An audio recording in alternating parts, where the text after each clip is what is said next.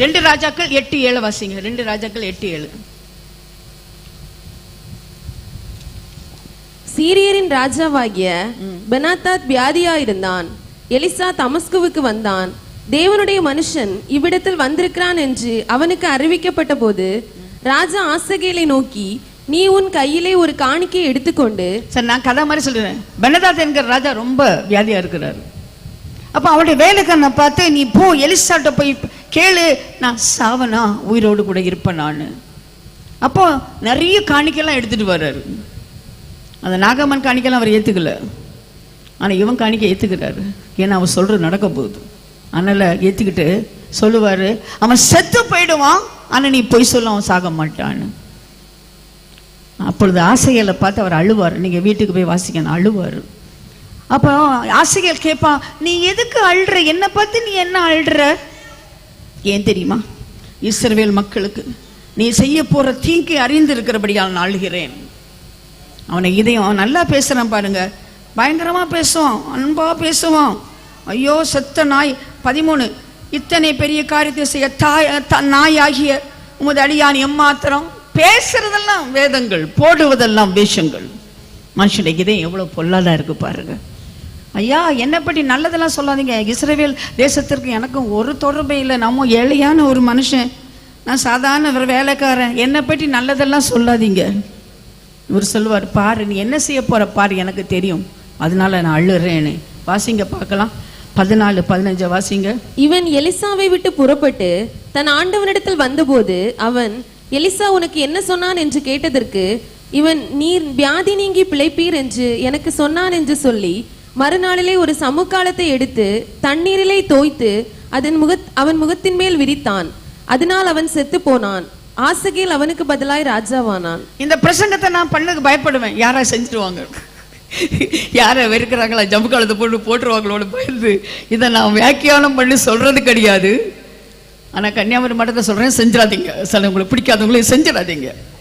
என்ன சொன்னா, நான் நாய் போல இருக்கேன், என்னால் ஒன்றும் செய்ய. அவ்வளோ நல்ல பாலிஷா பேசிக்கிட்டு அவர் சொன்னார்ல, ஆசைகளை நீ தான் அடுத்த ஆளாக போறேன்னு. என்ன பண்ணாரு? ஜம்மு காலத்தை போய் க்ளோஸ் பண்ணிட்டு ராஜாவாயிட்டார். மனுஷனுடைய இதே எவ்வளோ பொல்லாதா இருக்கு. இப்படிப்பட்ட பொல்லாத மனிதனுக்கு தான் ஆண்டவர் இரக்கம் காட்டுறாரு. அல்லேலூயா, அல்லேலூயா. அவருடைய கோபம் ஒரு நிமிடம், ஆனா அவருடைய இது நித்திய வாழ்வு. அல்லேலூயா. இரக்கமுள்ள தேவன், மனதுருக்கமுள்ள தேவன், தீங்குக்கு மனசாவப்படுகிற தேவன். நான் அன்னைக்கு ஒரு வசனத்தை நான் எழுதி வச்சு எனக்கு ரொம்ப சந்தோஷமா இருக்குங்க. ஆண்டவர் எப்படிப்பட்ட, அவருடைய இறக்கம் எப்படிப்பட்டது தெரியுமா? கையம்மையுமா இப்படிப்பட்ட ஒரு பொண்ணை ஆண்டவரத்துல கொண்டு வருவாங்க.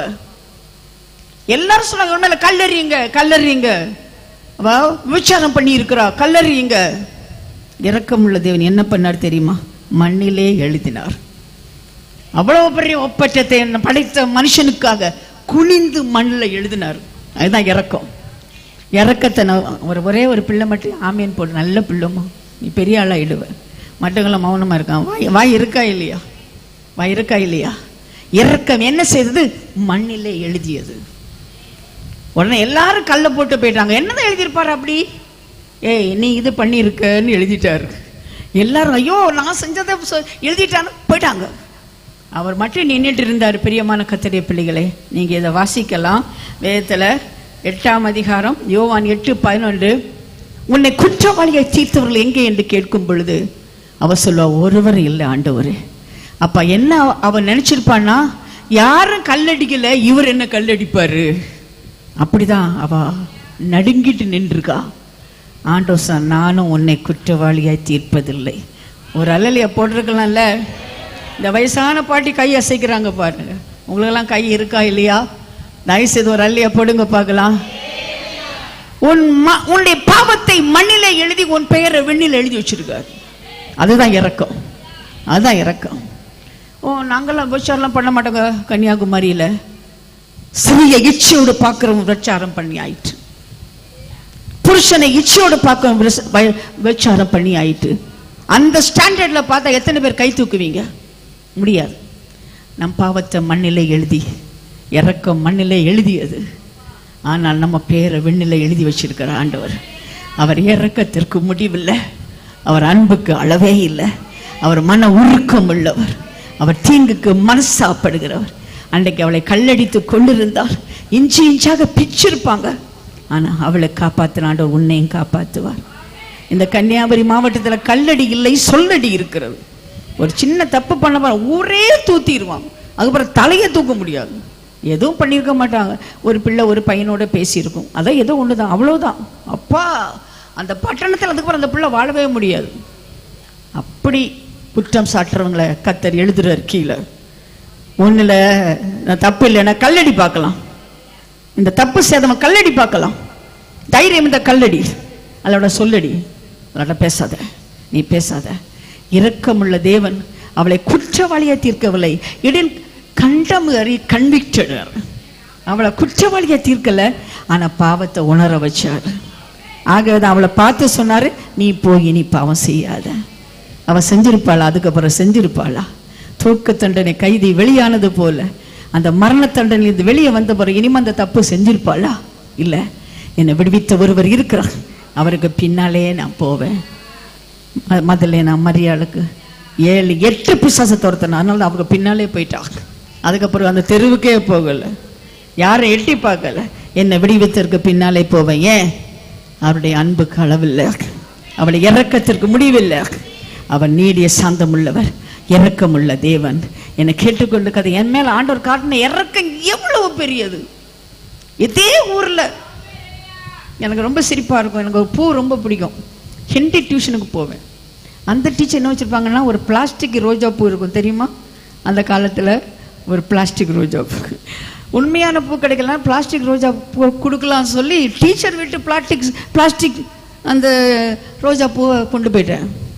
எத்தனாவோ படிக்கும்? 6-7 படிக்கும். ஹிந்தி டியூஷனில் ஒரு நாள் பெரிய குருசைடில் நார்த் இந்தியாவில் இருக்கிற ஆண்டவர் பேசுகிறாரு, அந்த பிளாஸ்டிக் பூவை பற்றி என்ன, அந்த பிளாஸ்டிக் பூ உனக்கு நினைவு இருக்கா? அப்பா அப்படி இறக்கத்துக்கு முடியலப்பா, உங்களுக்கு அன்பு அளவே இல்லைப்பா. எத்தனையோ ஆண்டுகள் தாண்டி நான் பிரசங்க பீடலைக்கு போது அந்த பிளாஸ்டிக் பூ திருடினதை நீங்கள் சொன்னீங்களே, என்ன நானே தாழ்த்தினேன். அந்த டீச்சர் ஒரு நாள் பார்த்தா திரும்பி கொடுக்கணும் அந்த பிளாஸ்டிக் பூ. என்னை கேட்டுக்கொண்ட கத்தரிய பிள்ளைய ஒன்னா கத்தர் இப்படிதான். இன்னைக்கு ஆண்டவர் சொன்னாரு, நீ செஞ்சு ஏதோ கஷ்டத்துக்கா நீ அழக்கூடாது, கத்த செய்த நன்மைக்கு ஆளணும். எத்தனை பேரல சொல்லுவீங்க? நீ கன்விக்ட் ஆனா ஆண்டவர் செய்த நன்மையை நினைத்து மனம் திரும்பினா, நன்மையை நினைத்து மனம் திரும்பணும். கத்த செய்த நன்மையை நினைத்து மனம் திரும்பணும். கத்த செய்த நன்மையை நினைத்து நான் மனம் திரும்புவேன். ஒவ்வொரு நிமிஷம் நன்மையை நினைத்து மனம் திரும்புவேன். எத்தனை நன்மை ஆண்டவர் செஞ்சிருக்காரு, எத்தனை நன்மை ஆண்டவர் செஞ்சிருக்காரு. ரொம்ப ஆச்சரியமா இருக்கும் எனக்கு ஆண்டவர் செஞ்சதெல்லாம். எவ்வளவு ஆபத்துல இதெல்லாம் கத்தர் காப்பாத்திருக்காரு. அதை நினைச்சு மனம் திரும்புவேன். ஆண்டவரே, இந்த அளவு தயவு காட்டுறதுக்கு நான் ஏமாத்துறேன்ப்பா. என்னுடைய தகப்பனுடைய குடும்பம் ஏமாத்துறேன், என் தாயின் குடும்பம் ஏமாத்துறோம். இவ்வளவு அன்பு எனக்குள்ள காட்டியிருக்கீங்க ஆண்டவரே. நீ இரக்கம் உள்ளவர், மன உருக்கம் உள்ளவர், நீடிய சாந்தம் உள்ளவர், மிகுந்த கிருபை உள்ளவர், தீங்குக்கு மனசாகப்படுகிறவர். உமக்கு நன்றி தகப்பனே, உமக்கு நன்றி தகப்பனே. நான் மனுஷனை பற்றி சொல்றது காரணம் என்ன? இந்த மனுஷனுக்கு தான் கர்த்தர் தயவு காட்டியிருக்காங்க. நல்லவன் ஒருத்தனுக்கு நான் தயவு காட்டினேன்னு சொல்ற வசனத்தை காட்டுங்க பார்க்கலாம். கிடையாது.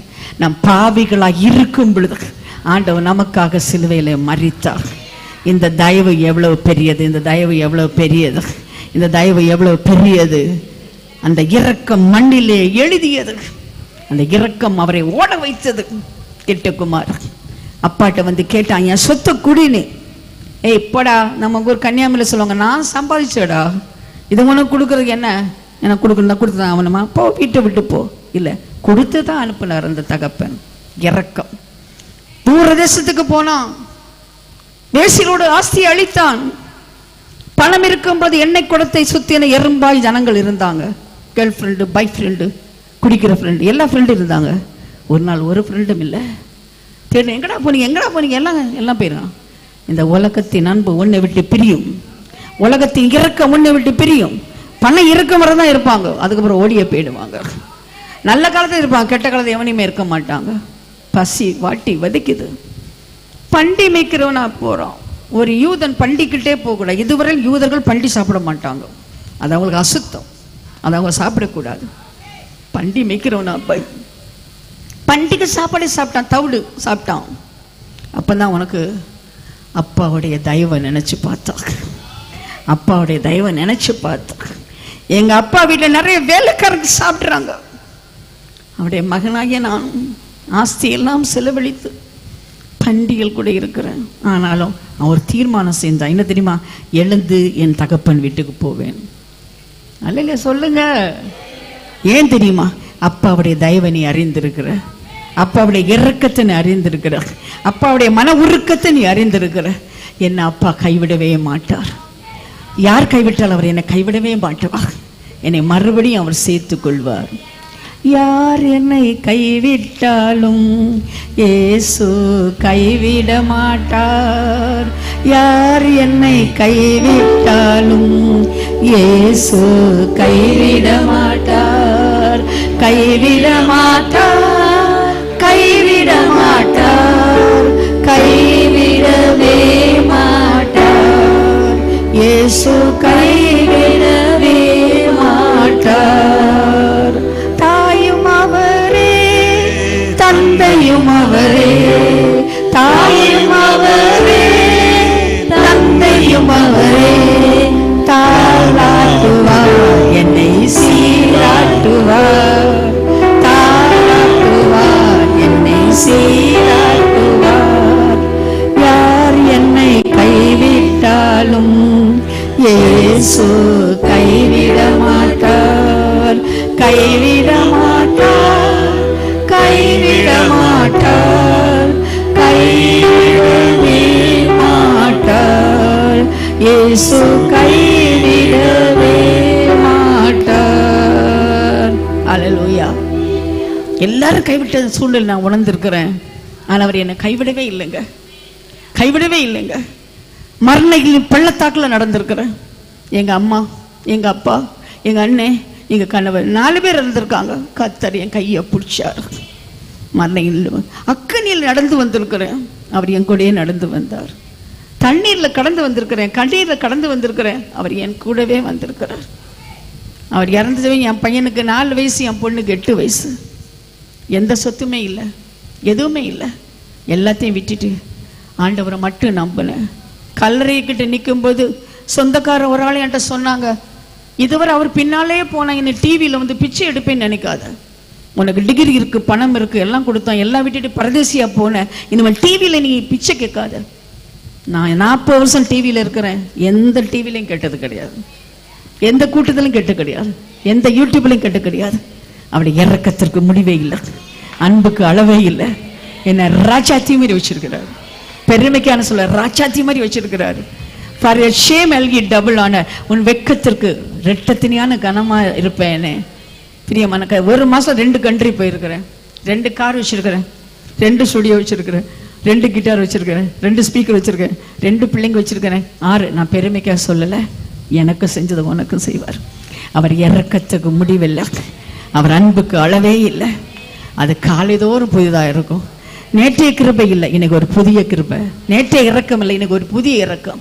அப்படி இறக்கத்தால நின்றுட்டு இருக்கேங்க. இப்போ அப்படி இறக்கம் இல்லைன்னு என்னால் முடியாதுங்க. மன உருக்கத்தில் நின்றுட்டு இருக்கேங்க. அதுக்கு நான் ஆண்டவரை ஸ்தோத்திரிக்கிறேன்.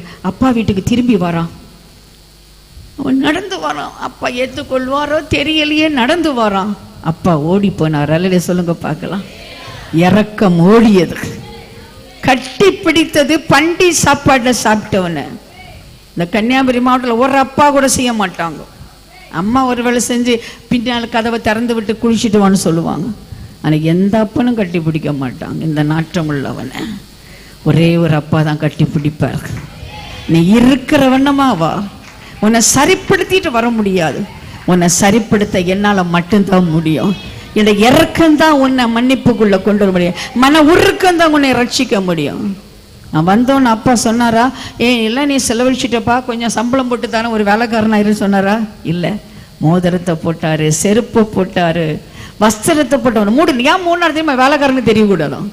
இவனுடைய பாவங்கள் மூடப்பட்டதும் அவன் பாக்கியவான். இவனுடைய அக்கிரமத்தை கத்தர் எண்ணாது இருக்கிறார், அவன் பாக்கியவான். யாருங்க பாக்கியவான்? கன்னியாகுமரி மாவட்டத்தில் ரப்பர் தோட்டம் இருந்தானா, 100,000 நகை இருந்தானா பாக்கியவான? இல்லை, என்னுடைய பாவம் மன்னிக்கப்பட்டதும் அவன் தான் பாக்கியவான். என்னுடைய அக்கிரமத்தை கத்தர் எண்ணாது இருக்கு, அவன் பாக்கியவான். எத்தனை கோடி பணம் இருந்தாலும் வீட்டில் நிம்மதி வேணும். எத்தனை பேர் நான் பார்த்துருக்கேன், நிறைய சமைச்சு வைப்பாங்க, சண்டை போட்டுட்டு எல்லா ஃபுட்டையும் ஃப்ரிட்ஜில் வச்சுட்டு தூங்க போயிடுவாங்க சாப்பிடாம. சாப்பாடு மேடையிலே மேசையிலே சண்டை. எனக்கு கஞ்சி நல்ல ஊறுகாய் சாப்பிட்டா நல்லா இருக்கும், நிம்மதி இருந்தா ஒரு முருங்கைக்காய் சாம்பாரே நமக்கு போதுங்க. அவனுடைய இறக்கத்திற்கு முடிவே இல்லை, அன்புக்கு அளவே இல்லை. இறக்க என்ன பண்ணது? கட்டி பிடிச்சது, அவனை இருக்கிறவண்ணமாய் கட்டி பிடித்தது. அதுதாங்க இறக்கம். போய் குளிச்சுட்டு வா, நீ போயிட்டு வா, 6 நாள் போயிட்டு வா, 7 நாள் போயிட்டு வா, இல்லை அப்பமே வா. கொண்டாட்டம் கொண்டாட்டம், அப்பா வீட்டுல கொண்டாட்டம், சாத்தானுக்கு திண்டாட்டம். யாருக்கா கொண்டாட்டம்? கெட்டு போனவனுக்கா கொண்டாட்டம். தன்னோடு கூட இருக்கிற 99 ஆட்டை விட்டுட்டு ஒருத்தனை தேடி போன கடவுள். அந்த ஒருத்தன் நீ தானே, உன்னை தேடி வந்திருக்கிறார்.